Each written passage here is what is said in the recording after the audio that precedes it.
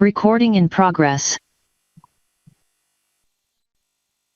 And I will share screen. Perfect. Well, good morning, everyone. Welcome to the monthly board meeting for the Northwest Oregon Housing Authority. I'd like to start with roll call. Layla Ahman. Mary Faith Bell. Romy Carver. Okay, absent. Verda Heilman. Here. Mark Quayla. Here. Thank you, Mark. Margaret Magruder. I am here. Good morning. Good morning. David Oser. Here. Nina Reed is here, and Sandy Wiggs. Present. Thank you. All right. I'd like everybody to look over at... Several more just joined, Nina. Oh, wonderful. Let me just check here. Give me just a moment. All righty. Oh, good. James just was added. And, oh, Mary Faith Bell. Mary Faith Bell, are you here? I'm here. Good morning to you. And let's see who else we've got.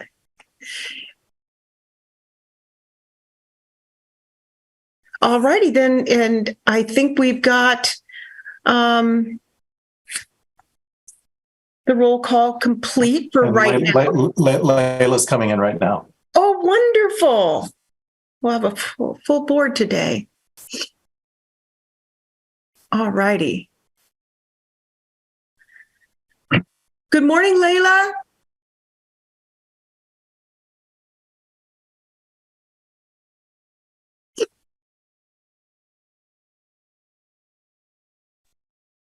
Sorry, I couldn't unmute. Good morning, everyone. Good morning. Welcome. We're just doing the roll call, so this worked out beautifully. Thank you. I'm here. Thank you. Okay, well, we're going to move right on to the agenda. And I'd like you all to look over the agenda and see if there's any changes that you need at this point. Otherwise, I will ask you for a motion to approve the agenda for July 6th. Margaret moves to approve. Thank you, Margaret. Sandy can second. Thank you, Sandy.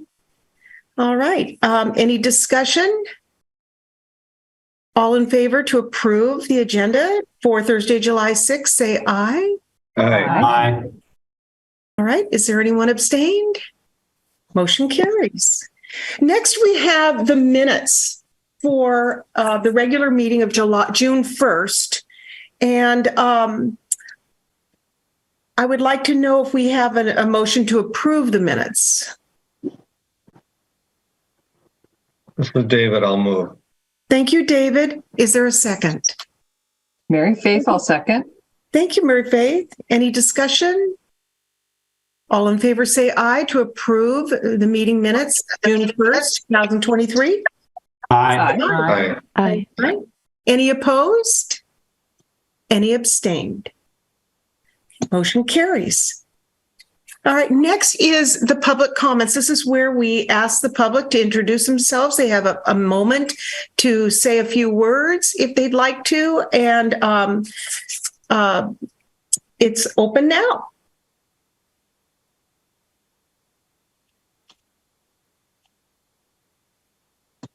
All righty, there are no public comments. Let's move on to the financial report.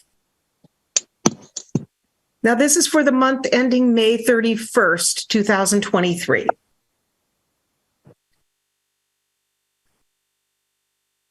Oh, All good morning, right, all. Sean. Good morning, Sean. Yeah, so these are the financials for May 31, 2023. Total cash increased by $78,356. We'll get into that in detail when we get to the cash flows. Other assets decreased $7,337. That is really the amortization of our prepaid insurance. We're coming up towards we just passed the fiscal year. And so we will have a new insurance premium coming up for the next fiscal year, and in the next it actually paid in fiscal year 2024. So you'll start to see that start. You'll see that in June, in July, and then we'll start amortizing it from there. Our tenant receivables did increase a little bit, $5,600 for the month. That's uncollected rents, and you'll see that again when we look at the cash flow that the the tenant receipts were slightly down this month. Our total liabilities decreased $112,000. A lot of that is we're still, excuse me, let me go take a step back. Total non-current assets increased $77,021.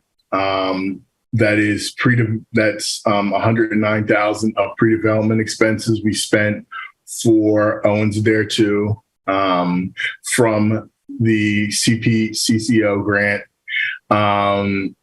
and less we received another $32,000 of developers fees receivable from Holden Creek. So we received $32,000 of cash from Holden Creek for developers fees receivable. Total liabilities decreased $112,000. There's two items that decreased. Number one, the way we show the CPCCO grant, we show it as unearned revenue until we expend it, and then once we expend it, we show it as revenue. So that's a decrease. Also, when we pay our debt service, that's a decrease of $17,000 to our total liabilities. Our AP increased as compared to the prior month by about $19,000, and that's just the timing of when payments are received. We're accruing them, and then we'll pay them in the subsequent months. Any questions on the balance sheet so far? Yeah, I continue to be concerned about the high level of tenant receivables. And as a former banker, there's really no substitute for a robust collection effort on past due payments.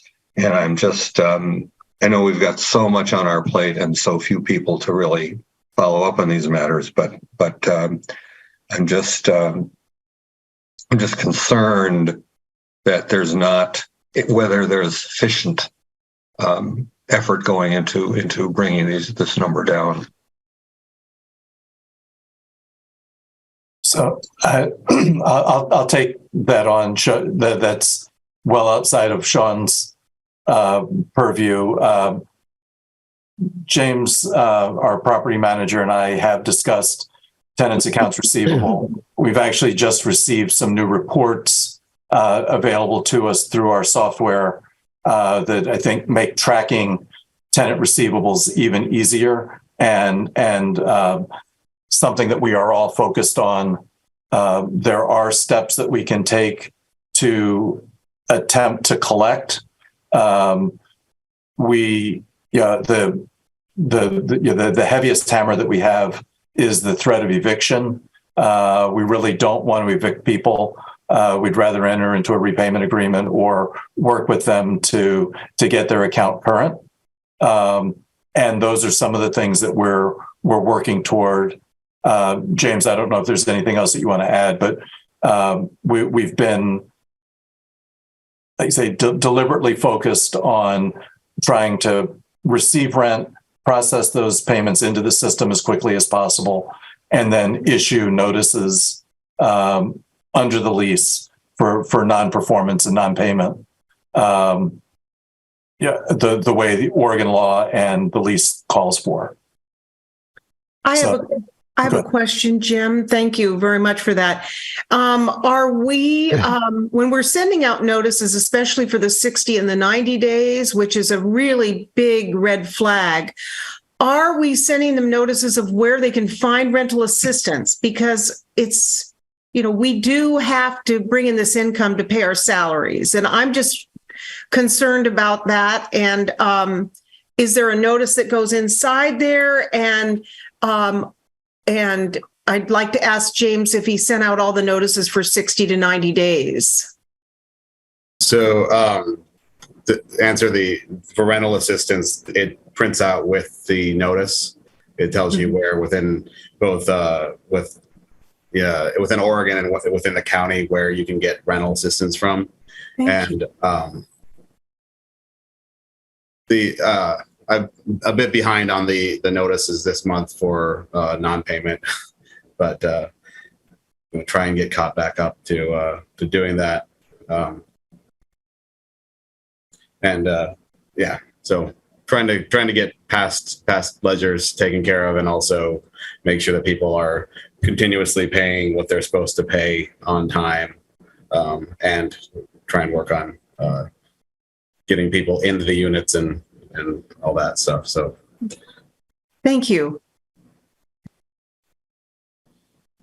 but yeah, so they do have rental. It does tell them where to get rental assistance help, and so if they call me complaining about the notices, I tell them you should go seek help from these agencies, because I don't want to evict people.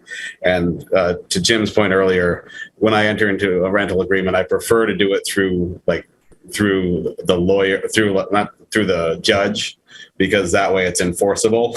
If we do it, then it's not really enforceable by legal contract in the same sort of way. So it carries more weight if a judge agrees to us doing a repayment agreement than if I individually say, yeah, we can work with you. So How long is that process with a judge? So the judge usually gives them about 6 months to repay. Typically would be the process, and they have to make scheduled payments on top of their regular rent payment. If they miss one, then it's an automatic eviction. It just goes right to eviction. So as opposed to if I enter into an agreement with them in the office, and even if we sign a document, then we have to go through the whole legal process and everything, and then the judge can issue a repayment agreement again, and they may not pay again. So it's a lot cleaner if we just get the judge order. Thank you for that information.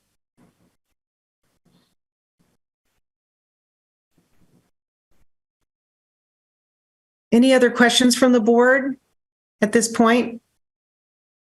Ready for the income statement, Sean? Yep. Thank you. Yes. Okay.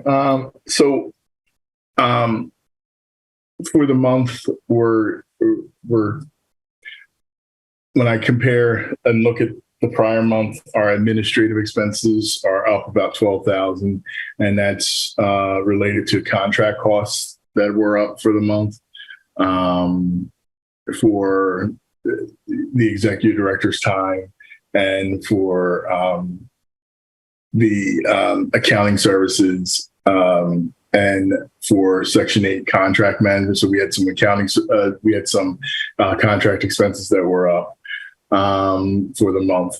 Utility expenses are down, but I think I've mentioned before, we pay some of our utilities on a bi-monthly basis, which is the water and the sewer. So this month, and once we look at the cash, you'll see that we paid less utilities this month. But if you look 2 months past, you'll see it's in line with the prior months. Our maintenance expenses are slightly down, but I expect that as we're still trying to turn units in the month of June, that should be about the same for the month. Any questions on that? Okay, Jim, let's go to the next. Yeah, let's get into the cash flows. So you'll see here that the cash flows for the month, our operating cash increased by $2,417. And you'll see here that there's as I stated earlier, the rent receipts were down slightly, and it looks like it came in as receivables. That's where we saw the increase in the receivables. Payroll expenses are in line from the prior month. Administrative expenses, again, we didn't pay out as much as we did in the last month, but that's because we accrued more expenses. Utilities, you can see here where I'm saying that bi-monthly we're paying those water and sewer bills, and you can see the difference between March and April of paying those invoices. Any questions on the operating cash flow? Nothing other than just a concern that our tenant receipts are quite low. And it's definitely a red flag that we have to watch and prepare for and take care of somehow. Yeah, I just want to note that we've finished 11 months now of our fiscal year. I would like to have a finance committee meeting scheduled, Jim, when we have the internally prepared full fiscal year statements complete, so that we can review those in more and with more time and more detail than we're able to at a full board meeting. That's noted. No problem.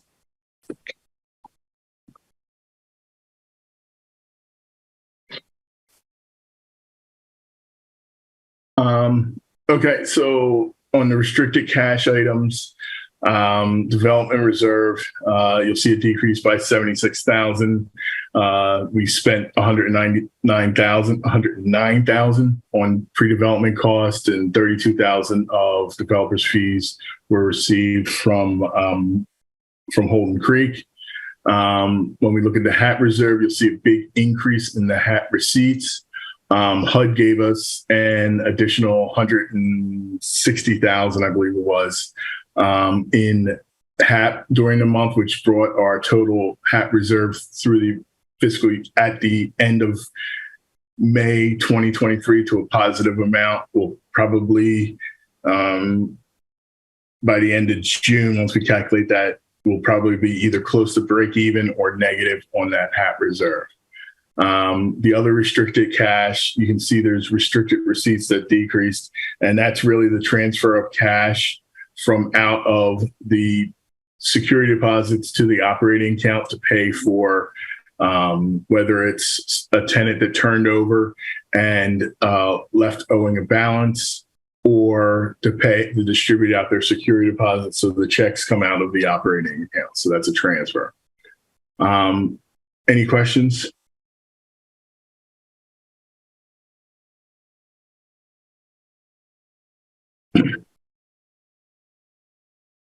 Nina, you're on mute. Okay. Thank you, Sean. I just want to tell you how great it is to look at that statement of cash flows. It really does help me have a better understanding of how the cash is moved and everything. So just wanted to just thank you again for that. Welcome. At this point, I'm going to ask for an approval of the financial report for the month ending May 31st. Nina, before we do that, I do have one other Yes. point to ask about and note. Again, this is something we've talked about a lot. We have now, with Clatsop Shores, we're now $600,000 in the hole there with our inter fund receivables, and it's obvious that the bank doesn't want to work with us because they are doing everything they can to avoid having to classify this loan. They have enough problems. And so I know management is working on this. Will you be addressing this in your report, or is this something, when can we expect perhaps a more thorough discussion of what we intend to do with Clatsop Shores? I have a meeting with the banker next Tuesday or Wednesday. We're meeting to go over the existing loan. Again, I don't expect that we're going to get anything different, but the conversations are happening, and we are also speaking with other potential lenders so that we can bring to the board a plan on how to stabilize and address the this asset and this project. It's moving slower than we wanted, but it is moving. I just want to again emphasize, obviously I don't work for this bank, but as a former banker, especially today when smaller and mid-sized banks have taken terrific hits to their capital because of the underwater position of their bond portfolios, and that's across every bank with the huge rise in interest rates. The pressure on them not to add to their classified assets, which would be to have to increase their capital to cover those, is very, very great. That's why they have been, in my opinion, loath to work with us, and particularly why they are not willing to put anything in writing. Because if it goes in the file, the examiners will see it and they might have to take action. So whatever they say is not nearly worth whatever they might actually put in writing. So I would be very aware of that.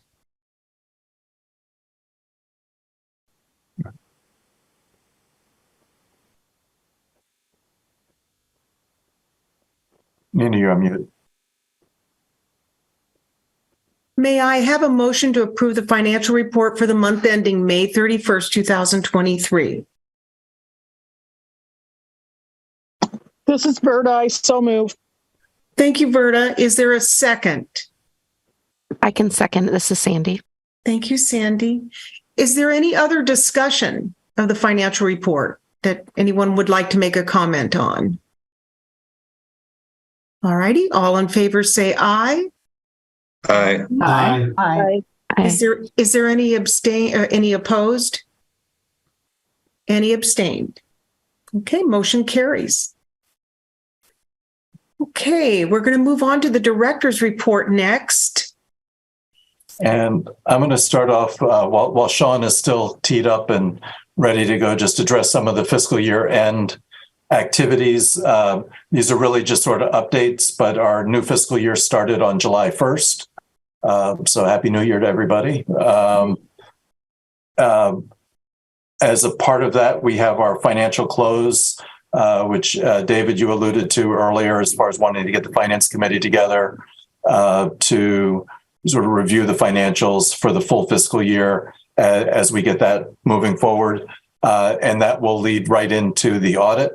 The auditors are teed up and ready to come in and begin doing review of the Section 8 files and begin looking at the financials in the next few weeks. So all of that is scheduled and happening. And the other major activity that we have is within 60 days of the fiscal year end or start of the new fiscal year, we need to certify CMAP, which is the Section 8 Management Assessment Program. That's due by the end of August. And I didn't warn Sandra of this ahead of time, but may either put her on the spot here or ask her to address in her update. But I think our goal would be to try to have a certification ready for the August board meeting. That might be a bit ambitious because there's a lot of work that goes into preparing that certification. And at the same time, we have the auditors present. So we may need to do a special meeting in August to approve the CMAP certification. So just as a way of warning you ahead of time, we may have the need to do a special meeting for the CMAP certification in August. But our hope is that we can get it done and presented to you by the August meeting. But Sandra, did I overspeak for you? You're on mute. I agree that is definitely our goal. That's what we've had on our calendar. And I appreciate you acknowledging also that we have all the audit files we're pulling at the same time. So I have a question, if that's okay to interrupt here. So at the end of the fiscal year, which is our June 30th, Sandra, is that you pull files that HUD has asked you to pull already to get started for the CMAP certification? Is that what you do? And make sure all your files in order so that when they do give us the report card that we possibly can be at a high performer standard this year. Who knows? Right. So yes, we pull samples of files based on HUD's guidance that's in the regulation. And we document the outcome of our review of those samples, as well as there's 14 indicators altogether in the CMAP certification. So we prepare sort of all of that. Some of them require sampling, some just documentation of things, and put it all together and then see where we're going to land with the scoring. Thank you. And then do you submit that electronically to HUD, or do they come out actually? No, we will submit the certification electronically to HUD following the board's approval of that certification. If we are fortunate enough to be able to claim high performer, then I would anticipate that there will be a subsequent later on in the year HUD review of some sort, remote or on site, not sure, to verify, since NOAA's status would change from standard to high. Hopefully, we're hoping, but we'll see. And so HUD generally does these reviews if your scoring category changes. Okay. Thank you very much for answering that for me. Mm-hmm. And Nina, just for you and for the rest of the board, when NOAA went from troubled to standard about 2 years ago, HUD came out. It took almost an entire fiscal year for them to come out and do their on-site confirmatory review. So our status remained troubled, but we were actually standard for probably about 11 and a half months before we actually received the certification from HUD that they officially changed our status from trouble to standard. So again, if that happens again, there's Sandra, I don't know if you, probably a better than 50% chance that they'll come out and do a review. I know that there would be 100% chance that they would come out and do a review if we were going from troubled to standard or high performer. There's a lesser chance if we're going from standard to high or high to standard that they would come out and do that review. But there's it's hard to tell what triggers HUD's internal processes for selecting the agencies that they do these on-site confirmatory reviews. It looks as though that they don't give you guys a lot of time to get this all ready to go. That when it's due 8:30, in addition to your other duties, it's just crazy. Well, a lot of this work we've been doing all year, so it's compiling what's already been put together. Okay. But it also comes at a very, very busy time in the year to do those things. So those are some of our fiscal year end activities that are upcoming. And the other item that is on our list here is the insurance updates. And Sean mentioned the accruals that happen and we have insurance premiums that are due. We just received our renewal notice or invoice yesterday. And all of our policies renewed on July 1st. Our premiums will be due probably within the next 30 days or so for that coverage. But as Sean described, we'll pay for it, through the form of, is accrual the right word, Sean, or am I using the wrong? Prepaid. Prepaid, yeah. Yes. Prepaid expenses. Yeah. So they'll be shown on the financial reports as a hit to cash in probably July or August, and then the prepaid expenses will credit back throughout the year.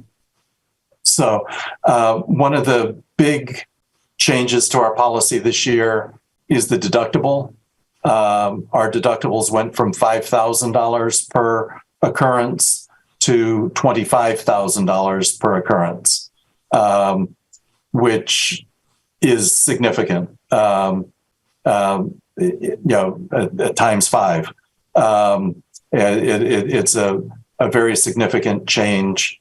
Our understanding from the broker is that CIS, who's our insurance carrier, has done this sort of across the board. This isn't something that they've done to NOAA specifically, although we do have a very high claims history with them, and their claims experience with us is, I think, less than positive.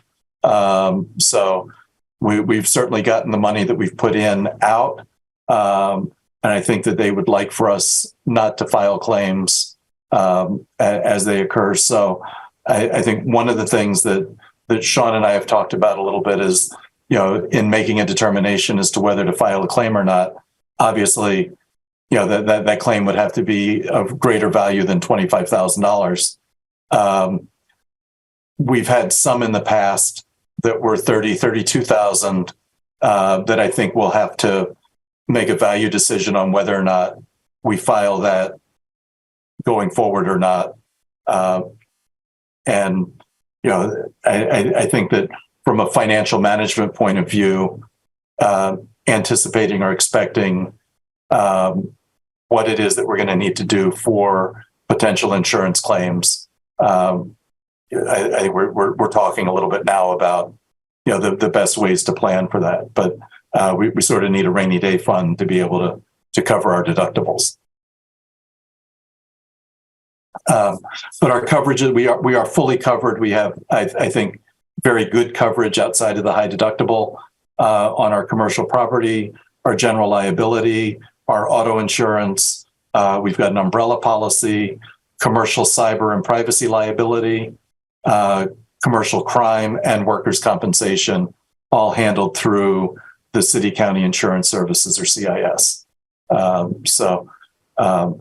And our broker has gone out and searched and looked for other potential carriers to see if they would offer better rates or other things. And CIS has continuously come back as being the most affordable and best option for NOAA. But we do look at that every year. Jim, I see the overall dollar cost of the insurance has declined because of Champion Park not being covered, but from a property by property viewpoint, has the cost gone up as well as the deductible? Jim, so I have not done that analysis yet because I don't have the details by properties yet. They give me a schedule detailing out each individual property, and I use that to distribute out all of the policies. So once I get that schedule, I can better answer that question where we're at property by property versus last year. And the broker let us know yesterday or Tuesday, probably yesterday, that she was working on that schedule and hopes to have it to us this week. So, thank you. Yeah.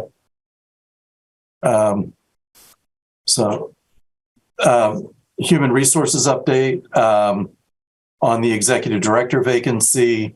Our ED search committee continues to meet weekly. We had a meeting yesterday where the committee interviewed a recruiter. Several recruiters we issued an RFP. We received responses to that RFP. We scheduled interviews with the top 3 respondents, and the committee met with those vendors. One of them did not show up to the meeting, and the other 2 did.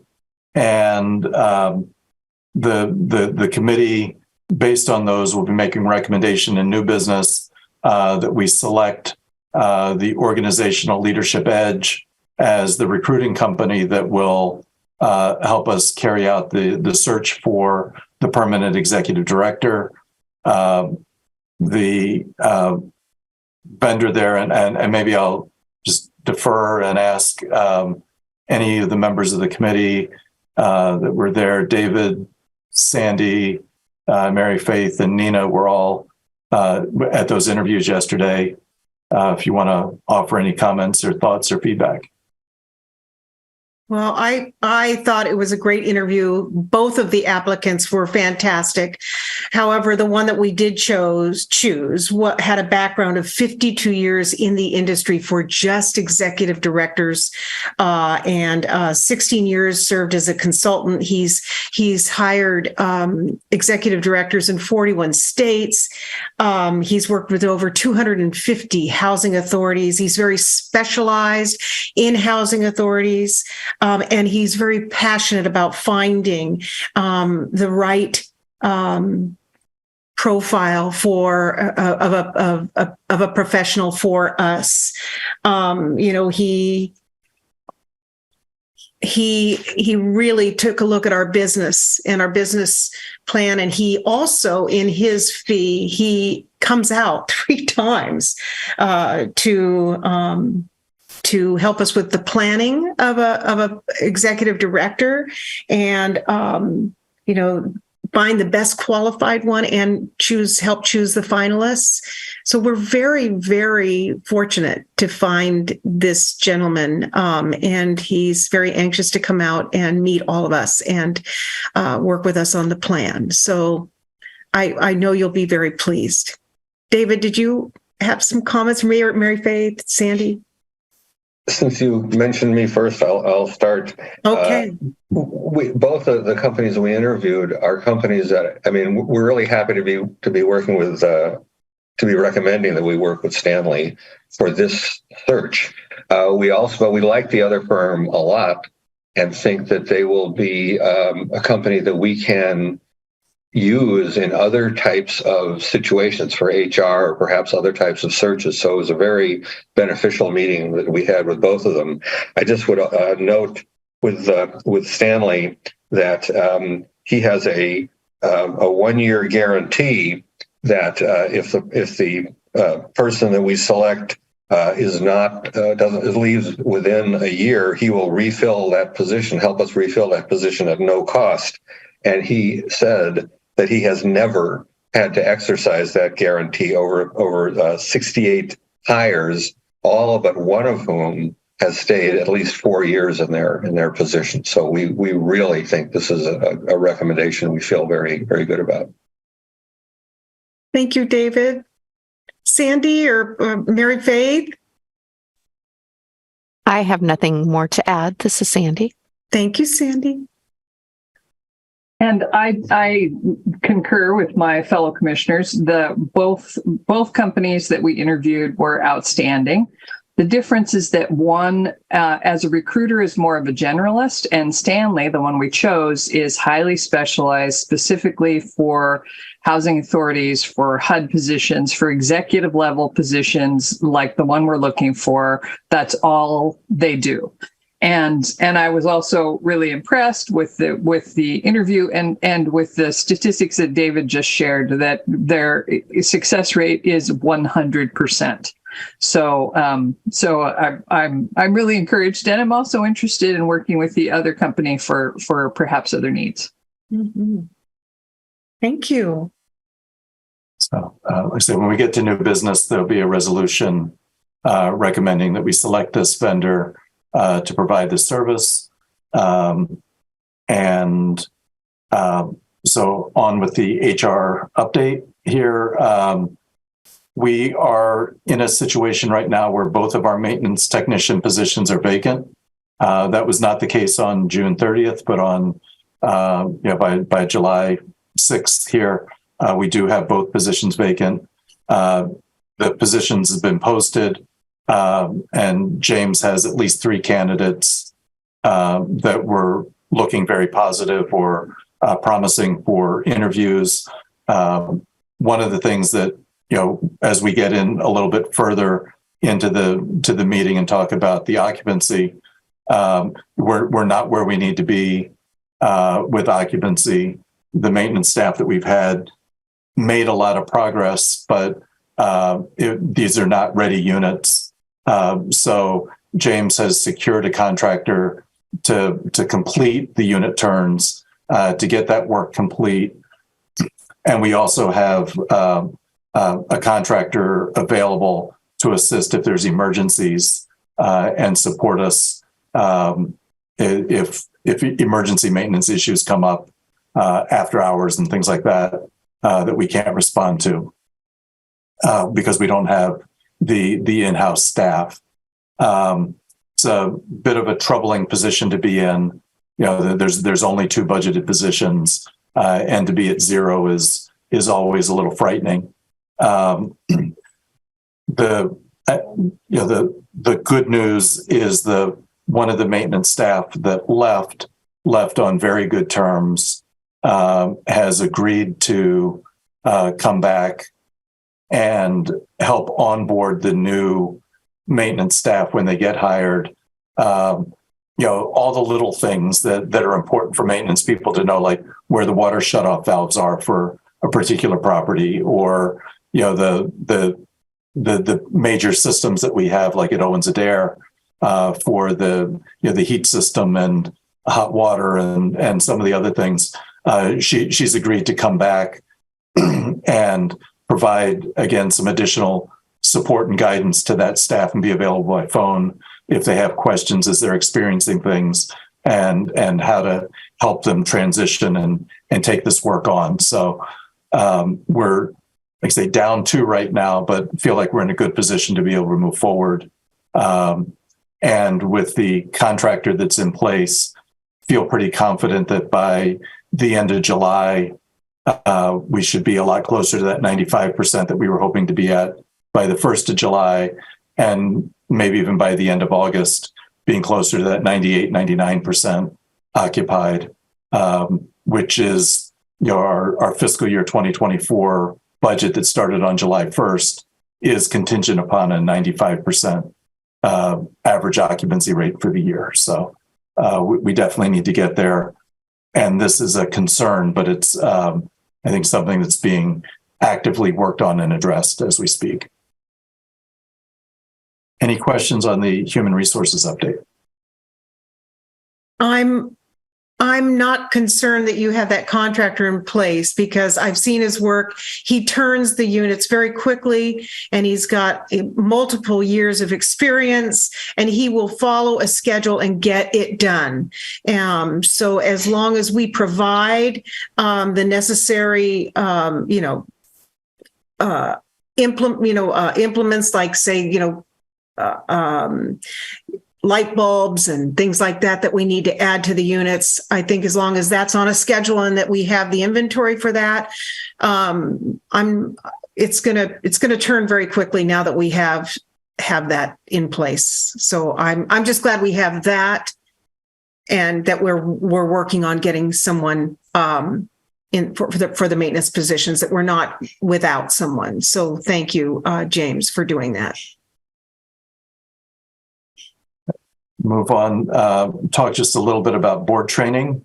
We held our last board training session on June 15th, where we reviewed the NOAA real estate owned. We talked a little bit about the role of each board, of the board and each commissioner, as well as the commissioner's oversight responsibilities. We have another board training scheduled for July 20th. At that session, I really wanted to go through the capital needs assessment that was done a couple of years ago and talk about what it is that we've done since that assessment and what it is that still needs to be done, and begin talking about strategies on how to address those capital needs. So we'll be doing that at the next board training, but most of it will be focused on reviewing that capital needs assessment and talking a little bit about what we've done so far. And that's scheduled for July 20th. Move on to the development update. start with Champion Park. No major updates. The work in the renovations at Champion Park are underway and are continuing with nothing major to report other than that they are making progress and moving that along. At Broadleaf, we now have certificates of occupancy on the first 3 buildings. And if you sort of from this picture that's here, the building under the word Broadleaf Arbor, the one that is right behind it and the one that's next to it are the 3 buildings that are occupied. They sort of came on in order from I don't know if you can see my mouse moving, but No. There it is. Okay. Okay. Yeah. So this building came online first. It's fully leased. This building came on next. And if it's not fully leased, it's fully pre-leased. There's people identified for each unit. And this 3rd building just came online and is getting leased now. And I believe that they had tenants identified for each of the units. We do have 7 project-based vouchers units in each one of these buildings. So there's a total of 21 PVVs that are going into effect and into force on our 75-unit project-based voucher contract. They go in phases or stages. And the next building to come online will be this building here, and they're sort of working around the circle. And when they finish these 2 buildings, the townhouses and the senior building will be the last 2 to come online. So the senior building is this L-shaped 3 or 4 story building. And then we have townhouses that are coming online that are sort of at the front of the property and nearest the entrance closest to Walmart on Gateway Road. So that's all coming to be as we speak. It's very exciting to see the progress. You don't really see it here, but they cleared this area out. They put the playground in. This pile of dirt, which is all the rock that was dug up and blasted and ground down, has been used as backfill on the site. That pile is going away, and it's starting to look a lot more like an apartment community. If anybody gets the chance to drive by, I would encourage it. It's sort of exciting to see, and like I say, it's starting to come together. So making good progress there. We had our Trillium House open house, our ribbon cutting or grand opening on June 22nd. 42 units in Warrenton. All of the units have been pre-leased, and they include 8 project-based vouchers. Here you see the ribbon cutting. Executive Director Andrea Bell from OHCS is there standing next to Nina, along with Trell Anderson from NHA, our development partner, along with several of the other team members and partners that made this project happen. That this was a really heavy lift to get this one done. I didn't say it at the grand opening, but I was told by one of my mentors in development that all of the easy projects are done, and that every project, no matter what it is going to have barriers and challenges and obstacles. And I think we experienced many of those in doing this, as we have at Champion, as we have at Broadleaf, as we have at everything else that we've done, and that we will continue to do. Each development is a new opportunity for new challenges and creative problem solving and solution finding. But it's really exciting. One of my friends at HUD said that the reason that you do groundbreakings and ribbon cuttings is because you're usually friends by the time you do the groundbreaking, and you're friends again by the time you get to the ribbon cutting. But sometimes in between there, you go to battle with your funders and your architects and your builders and your developers, and you've got different issues that have to get resolved. But I think the spirit of that was really carried out at Trillium because we started the day, we did the open house or the grand opening at 1, but from 10 to 12, a group of volunteers worked on finalizing and finishing out the community garden that was there. And it's quite a large community garden, but we filled all of these raised beds that are there and provided the initial plantings of some vegetables and herbs and other things. And like I say, it was a great opportunity to come together with our builder, with our architects, with our development partner, all working together, again, sort of in this day of service and giving back to the project that I think the community so richly deserves. And I say it was just a really good day, and it was an exciting day to see. And I know several of the commissioners were Commissioner Quayla, Commissioner Magruder, Commissioner Oster, Commissioner Reed, all made it. It was a very eventful day, and I was quite tired at the end of the day. Well, you were shoveling. There was a lot of wheelbarrows full of dirt to fill those. I was trying to count in my mind. I bet you there's at least 15 or 20 of those raised beds there. And one of the neighbors also came and joined us for this, who was the original seller of the land that this project was built on. So it was it was a great day. It was it's exciting to see one of these projects make it all the way from, sort of the dream and the application for funding all the way to fruition. So it was a great day, and it was a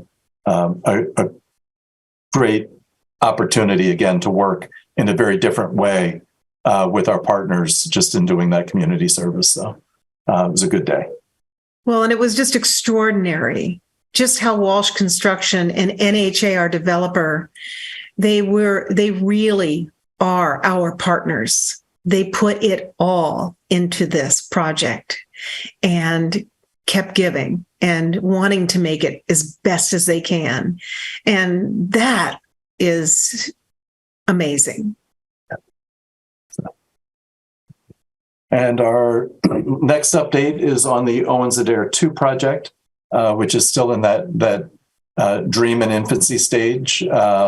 We've received the award for tax credit funding, but that's contingent upon us getting financing and doing other things. We're working through the final phases of financing. Financing is contingent upon getting permits. We're working very closely with the city on permitting issues and getting all of the things that need to be done to provide, the documentation that's needed for the financiers and the funders to approve the project. The one thing that we're still waiting for that NOAA has responsibility for is the subsidy layering review for the project-based vouchers. We're offering 25 project-based vouchers at this site, and HUD headquarters has received our subsidy layering review request. They've sent back some requests for some comments, and we're continuing to wait on that approval. On the permits, I know that there are meetings happening every day between our development team, the architects, the city staff, trying to get answers to all of their questions and make sure that we have a project that fully complies with the city's code requirements and all of the other forms of due diligence that need to be done. And like I say, as soon as all of that gets finalized, we'll be ready to close. Again, we don't quite know the timing on this yet, but one of the things that the board will be asked to do at some point is pass a resolution authorizing the closing of this project.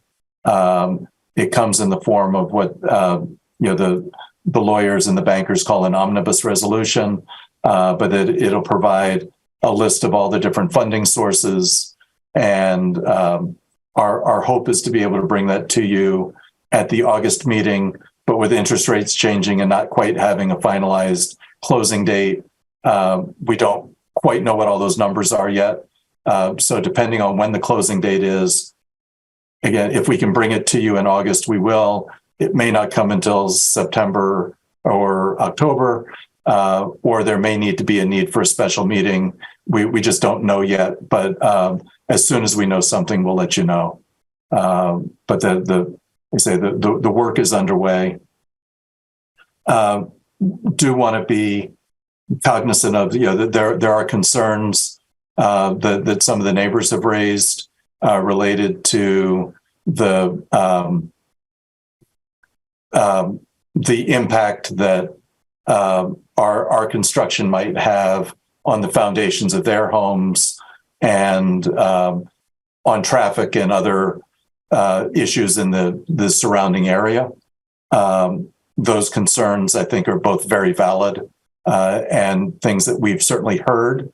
I would say that we have the exact same concerns regarding the stability of the foundation and making sure that any work that gets done will not impact the foundation of the Owens Adair building, our existing building, because we're even closer to the site of construction than the neighbors are. And our foundation is a terracotta foundation. So we're, we've asked that our engineers and architects and all the people that are looking at this for site stability and site design and other things, make sure that when we go through construction, that no damage is going to occur to our building nor any of the other neighbors' buildings. And we're working through all those issues right now. So I don't have much else to report at this point, but I do know that in meetings that I've had with the mayor and city manager in Astoria, and David and I met with both of them, and then I had a follow-up meeting with the city manager. We have committed to the city that we would do a community meeting.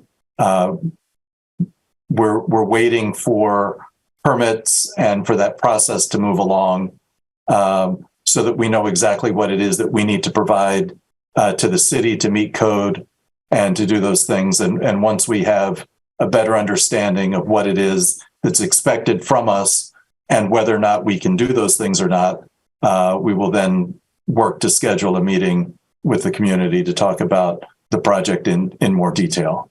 In addition to the neighbors, we obviously want to keep our residents at Owens Adair informed of what's happening and what the impacts are going to be, both short-term and long-term for them. So those are all things that we're working on and going through right now. So any questions on Owens Adair 2?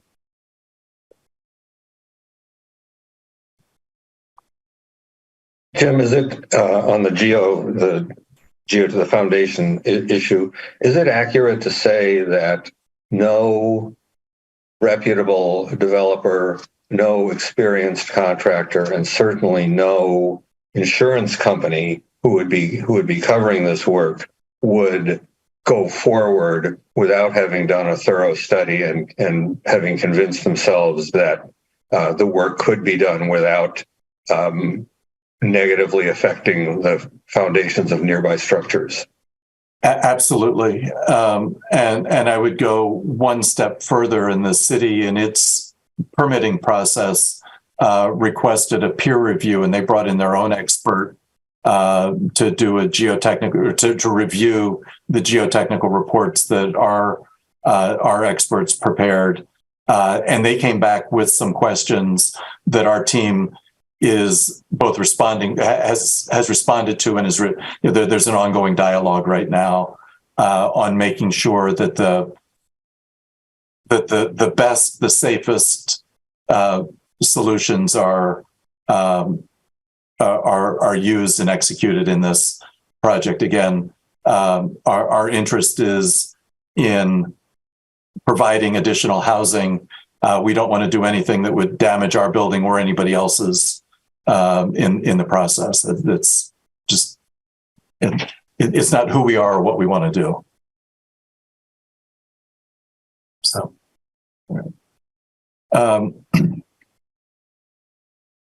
Next is our property management update. And before I turn it over to James, I just want to let the board know that we've been notified by Oregon Housing and Community Service that Owens Adair has a management and occupancy review, or an MOR, coming up on July 19th. James and I received that email probably about a week or two ago that said that we're coming. And it's always fun when your funder says they're coming, because you never quite know what it is that they're going to be looking for. We're fortunate that Noah's been through MOR's reviews before, and we should be fine. And we will be working with them on that, but that's scheduled for July 19th. And then about a day or two later, I was copied on the email that went to Veridian that said Sand Hill Apartments had come up for its MOR. And MORs normally happen once every 1 to 3 years. It really depends on where the review, where OHCS is in the review cycle. I went back and looked. It looks like our last MOR at Owens Adair was done in 2021. So it's been about 2 years or so, 2.5 years since our last MOR. And Sand Hill is coming up, but I'll turn it over now to James to talk just about the occupancy report.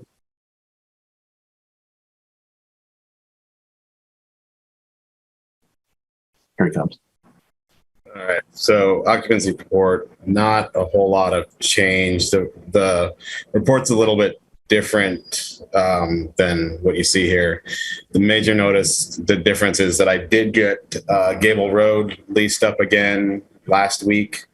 I must not have completed in the system because it didn't show up there. And then I believe Owens Adair is at 41 occupied with 4 vacant. So it kind of a neutral month. We didn't really grow. We didn't really shrink. We just kind of stayed the same from last month. And part of that was trying to onboard maintenance technicians, and so we could get units turned. And part of that's just people have been slow with getting their like background check money and all their parts in. But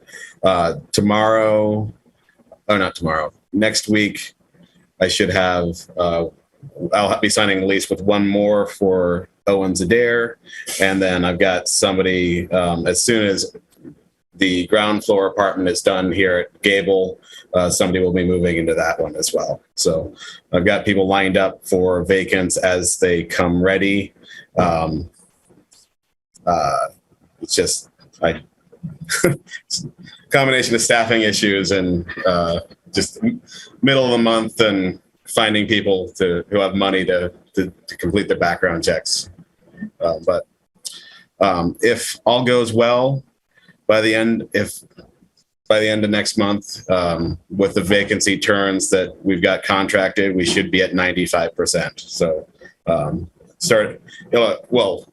around the end of the month or start of next month, it should be at 95% because there's going to be a few that'll be finishing up at the end of the month. And so hopefully nobody moves out and hopefully all the contracted schedule goes on as planned. And I have faith in the contractor we've got to get the job done and do it right. So I guess any questions?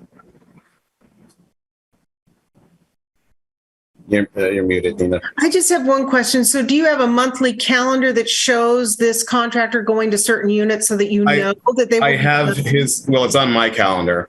I could tell you. I don't need to see it. I'm just asking if you have an actual schedule so you actually can plan for these turns and that you actually will find success. I do. And I'm kind of calling the wait list in that order, but I also have to go and prepare ahead of time those units. I have to put paint and other things in those units. Oh, yeah. So that when he gets there, what he needs is there and ready for him. So, yeah. Perfect. I have a question. Is it possible, or is this, I'm not sure if people do it this way, but as you look at the occupancy, I think I also want to know what the percentage are of those units where they're current on their rent. So if there's a problem, we might have 30 units occupied at Gable Road. Are 27 current on their rent, or how does that work? Is that something that from time to time can be provided to us, or does the reporting not really integrate those two things? I think we could figure out some sort of a report. I think it gets difficult, or we'd have to figure out how to. I think the sort of the traditional 30, 60, 90 kind of aging accounts receivable reports that come out of the system are either very high level and don't tell you anything meaningful, or are so detailed that you could sort of tell which unit or which tenant the report is about. I wouldn't want to provide the tenant level detail in this type of a meeting. But I think that one of the things that we could do, as I was looking at some of this data, and again, James and I have been talking a little bit about accounts receivable, and I'm looking at these new reports that our software system has made available. It looks like the bulk of the receivables are the responsibility of a small number of tenants. So, I think we could figure out, and I don't know what the number is, but maybe the 75 or 85% of the tenants are current to within 30 days. And, that there's only, 7 or 8 people or whatever it is. Again, I don't know the exact numbers, but that we could tell you with in general what the impact is on those receivables. But I think broadly speaking, most of our residents pay their rent on time-ish, within sort of that 30-day, but before they switch from 30 to 60 days, they pay it within the month that it's due. And James, I don't know if that seems about right. There's a few people that, for whatever reason, they don't always pay the full amount, which I think is something we need to work on the system to get them to always pay the full amount. But there's really like 2 tenants who I need to reissue notices for major unpaid, for like real major unpaid, like they just haven't been paying, and there's just a problem legally with the what I was trying to collect from them the first time I did it, and so I'll have fixes for that.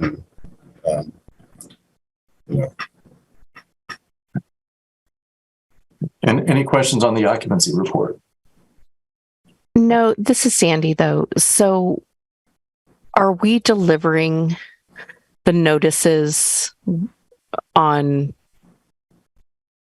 the current months? I know that we're a little behind on the 30, 60, 90 day notices, but are we remaining current on notice delivery for non-payment of rent or other infractions in the month? Does that make sense? So on the 7th of each month, or the 8th of, sorry, the 8th of each month. So there's a bit are we of doing it? There's a bit of a delay in when things actually get processed. And so it kind of depends on when I get the final like list of checks to enter in as to whether we actually get it done currently. Where's the delay coming from? And sorry, I don't know this, so James. There's a couple of places where the delay comes. One is just in delivering out to. So if I'm delivering Gable Parks rents out to Astoria or Warrenton, and then kind of depends on when like accounts payable and all that have time to process and then send me back the report saying, here's all that we've entered. And then I got to find time to then in the system enter things in. So there's just a process. There's just kind of a lag in the process. So you're not entering the rents when they come into the system. Is that what I'm getting? You deliver the checks to, let's say, accounting or whatever. Right. So you don't enter them. I thought he's supposed to enter them. Though. I do enter them. So I deliver the checks to accounting. They deposit the checks, and then when they deposit, they send me a report, and then I have to enter them in after they deposit them. Okay, and then just another question. So after that process, you said some people are not paying their rent. So if you're getting the rent and you know that they are not paying the full amount of rent, because that creates a waiver, right?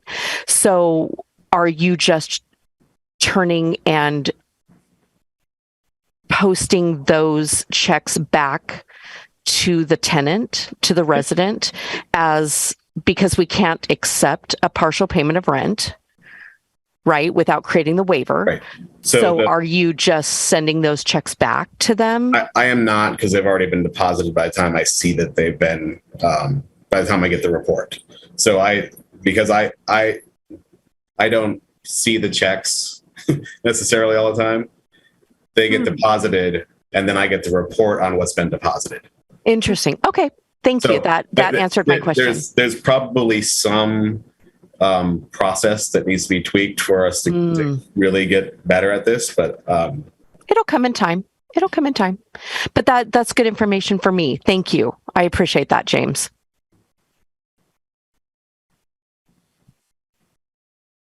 And any other questions on the occupancy report?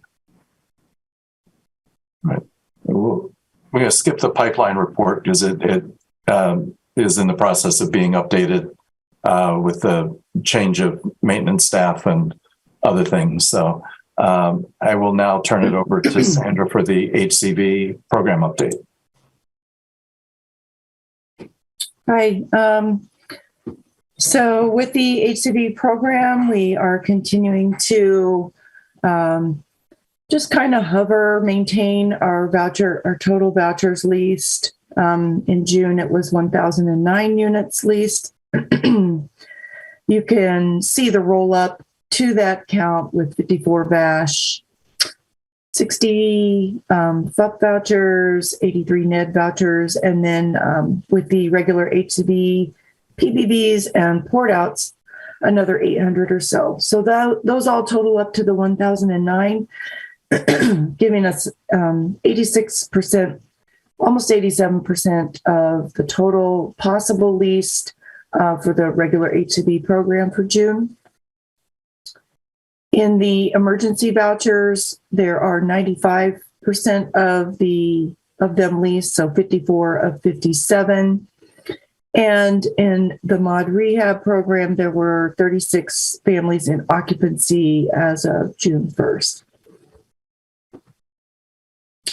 Regarding leasing potential, so in June, since our voucher count went down just a little bit, the number of what we called unused vouchers went up just a little bit to 156.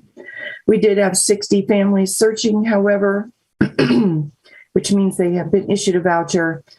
And to be fair, about half of those are the mod families who are converting as of July 1 to HCV vouchers. So that will help our utilization increase as far as the voucher program on July 1.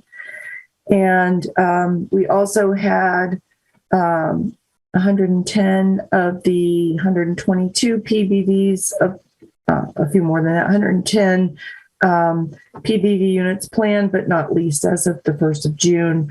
And that still takes us to what we call a negative leasing potential of 14, which in other words means that even though we have a number of vouchers unused, we also have other activity with the vouchers issued and the PBVs coming online. Jim touched on those earlier, that we plan to have leased up hopefully yet this year, that will again help our utilization increase. And we have to hold spots in our voucher program for those PBVs that we know are coming online. We have to be able to make sure we have room for them. So it always creates a little angst that we're not as leased as I would like us to be, but it's because we're holding space for those PBVs primarily. In the EHV program, we did have 3 available slots to lease up, and we have 3 vouchers issued. So we don't really have any potential for that, and are monitoring that program very, very closely, as we always do. But it's set to start sunsetting at the end of September, meaning we won't be able to issue new vouchers after starting in October 1 for that program. And that's just how it was written. It was intended to be an emergency program.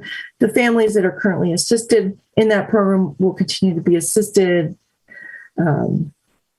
without any interruption in their assistance. And if they choose to move but still keep their voucher in good standing, they still continue to get assistance. It's just that if someone terminates from the program after September 30th, we can't reissue that voucher. Yes, Nina. Sandra, and that's where I was going to go, but you've answered most of my questions. Thank you so much. So at this point, when October 1st comes, and we don't issue any more, the ones that we have that have the emergency housing vouchers, they'll stay in that program. Or is there a chance that HUD will transfer those to HCV vouchers instead of EHV vouchers? Just a question. I just don't know. I just see. Oh, that's a great question, Nina. And HUD, in fact, just issued a notice in the last few days, maybe in the last week, about the process for ending this program. So at this point, it doesn't appear that HUD plans to allow turnover of those vouchers, and that the notice actually told PHAs how to handle this leasing and the turnover vouchers at the end of September and starting in October. So right now, it doesn't appear that there will be an opportunity for that. Okay. Thank you very much. And then in the mod program, as you know, we haven't been doing new lease ups there because it's also sunsetting here, sunsetted as of the end of June. And I did want to spend just a minute on that program to just let you know that all of the families that were in occupancy under the mod rehab program were all issued vouchers and are all housed. Most, like 95% of them or better, stayed in the Astor. So they are continuing to lease there. And we had just one or two less than a handful, who at this point in time chose to move and were able to find something to move to in the time frame. I anticipate that some of those families who stayed may exercise their choice moving forward, but for now they're housed. So overall, I'm fairly happy with how this went in converting this, because I did have some concerns at the outset, but we've been in constant communication with the property manager, a lot of back and forth, a lot of, personal attention to the families, and have communicated since starting a year ago about what would happen. So overall, I'm knocking on wood, but I think that we're in good shape. Sandra, I have another question, and that is, tell me a little bit about the status of inspections for our vouchers and things like that. How's that going? Yes. So we have starting in March of 2022, inspected 98% of all the voucher program units. We have a few hangers on that we are doing some enforcement action on them to either get them inspected or they'll have to be off the program. But almost all of our units have been inspected. We've had eyes on them. And and then we've reported that to PIC. In fact, some other things are happening this morning. I've been working on doing some final reconciliation. When I say to PIC, I mean to HUD, of some additional inspection activity that we've done that hadn't gotten reported to HUD yet. So when I last pulled our HUD report that we will be scored on in CMAP, we were at 95% of inspections reported to HUD. So that's good. Very good. That's also a little victory here. I'm trying to get that number up before HUD does their refresh for the fiscal year end, which will happen this weekend. But and now where we're at. So is HUD requires biennial inspections, meaning we go every other year. And we are now gearing up to get everybody in a biennial schedule. So since we did this really big push in 2022, some people are going to get an annual again. They're going to get re-inspected yet this year, just to get them so that we have, our plan is to do about half the units each year, right? Like odd even or something like that. That way it's not so much. Yeah. Great plan. Thank you. Well, we're working on it. It's hard. I have good plans. Executing always comes down to some details, but yeah, you that's got where we're at with the inspections. So. Okay, real quick on the project base. Jim pretty much covered all of this, but we continue to lease at Champion.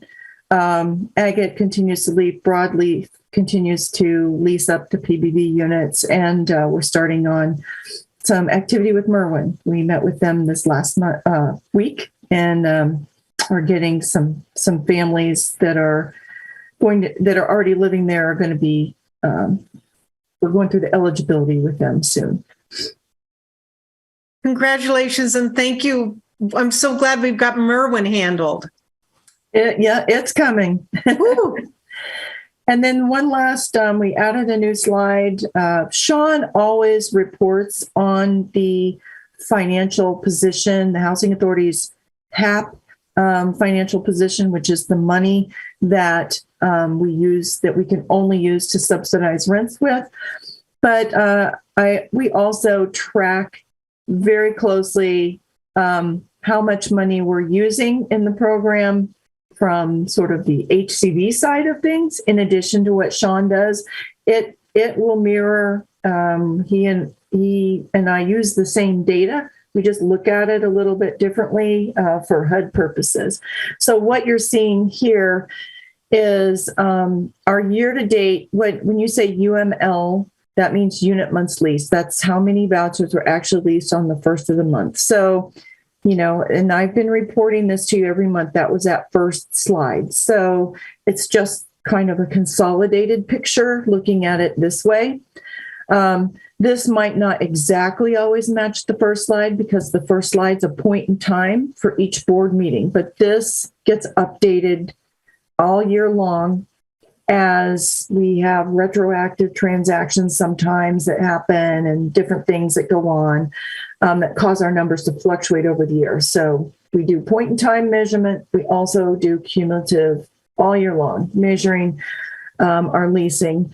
And then also really what I wanted to point out here was the year to date, ABA is our budget authority, and that's how much money HUD funds the voucher program for HAP expenditures and how we're doing on the HAP expenditures. So as you can see, our HAP expenses are continuing to go up. That is not unexpected because rents have gone up.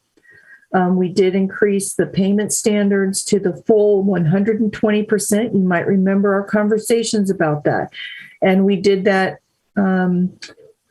very purposefully to hopefully provide more opportunity and ability for voucher holders to lease up. But what that then does is mean we're spending more money. But we do monitor and make these decisions based on how much money NOAA has in HAP reserves. It might not be money that NOAA is holding in the bank account because HUD prefers to hold the reserves for HAP. And so every now and then, Sean actually has to tell HUD we need some of those reserves to cover the HAP expenditures. So we're monitoring it, but you will continue to see that we're going to, as the year goes along, expend more than 100% of our budget authority on HAP, but we are trying to be very conservative. I already have been monitoring what 2024 looks like to be prepared for any actions that we might have to take, but just to make sure that we're good money-wise.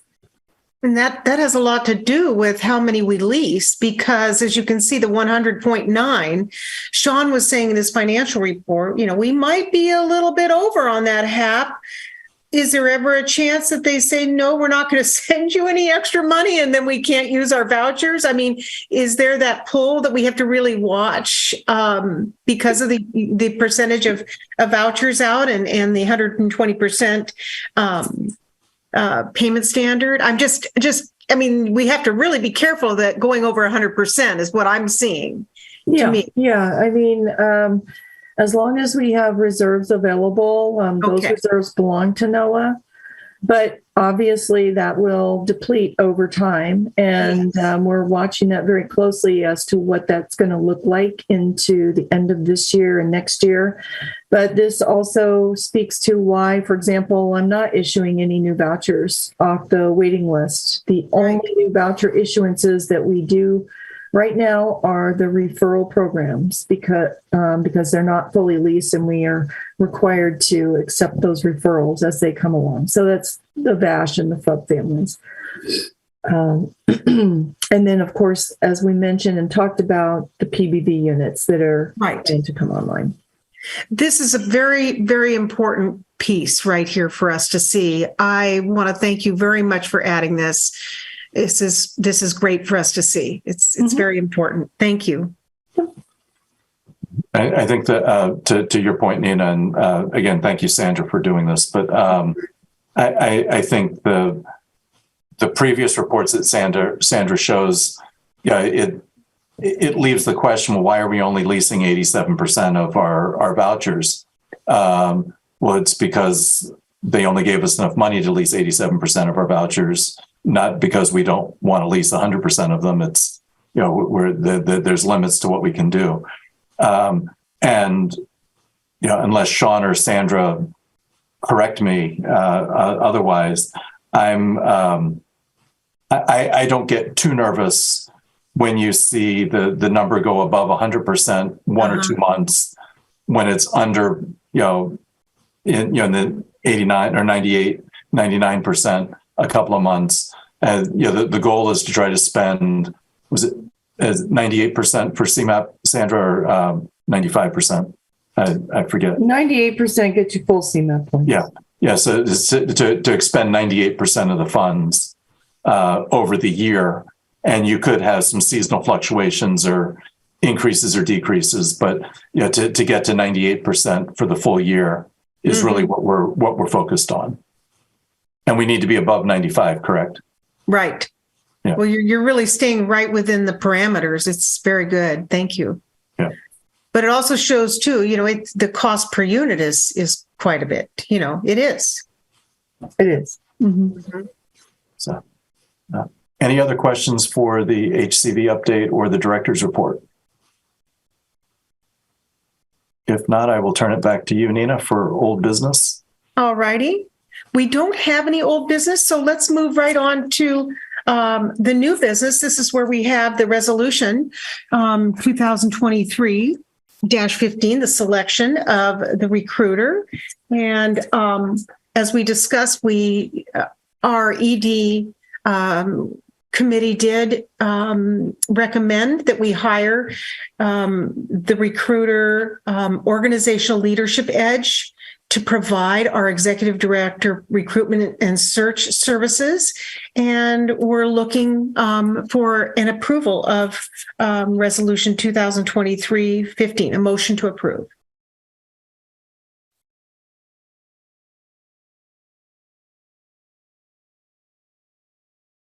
This is Madam Sandy. Chair, Margaret would move to approve. Okay, Margaret, thank you. Sandy? I can second it. All right, thank you. Thanks. Is there any discussion? All in favor, say aye. To approve. Aye. Aye. Aye. Is there any opposed? All right, motion carries. All right, at this point, we're going to go ahead and adjourn, and our next scheduled meeting is August 3rd, 2023. I am going to be calling on my committee together called the Nominating Committee to propose a new slate of officers to the board for elections in September. So I will be emailing you for a meeting, and that's all I have on my schedule right at this moment, but we will be chatting soon. And thank you, everyone. I hope you have a wonderful day, and thank you for your commitment to NOAA. And we will chat soon. Thank you very much. Thank you again for having me on. Thank you. Thank you, Mel. Thank you for being a part of us. We just truly enjoy you all. Thank All you, right. everyone. And thank you all for coming. All right. Bye-bye now. Thank Thanks, you. everyone. Okay. Did you just turn the Recording stopped. Did you just turn the volume on?